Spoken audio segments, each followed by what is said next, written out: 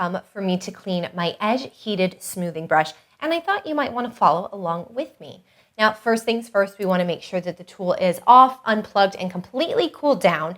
If it is, then you're ready to clean the brush. Now, I noticed that the edge sometimes picks up rogue hairs, just like any other brush, especially in those tufted nylon bristles. So I like to use a little brush cleaning tool like this. It gets those hairs right out of those tufted nylon bristles, as well as those custom designed heated teeth. Really easy to remove those hairs for everyday usage. Now, if you're looking to prevent residue buildup on your edge, we recommend grabbing a damp washcloth to remove that excess buildup. Now, you don't want the cloth to be dripping wet, just damp, because again, this is an electrical tool. We don't want to ever apply too much water or liquid to it. We never want to dunk the edge into liquid.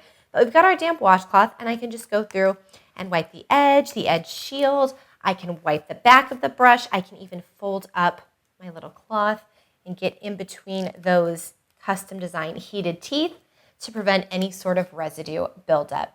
Now, if you're looking for more of a deep, perhaps like disinfecting type of clean, we recommend using barbicide. Now, whenever you use barbicide, you absolutely want to use gloves. We also recommend diluting it with a bit of water.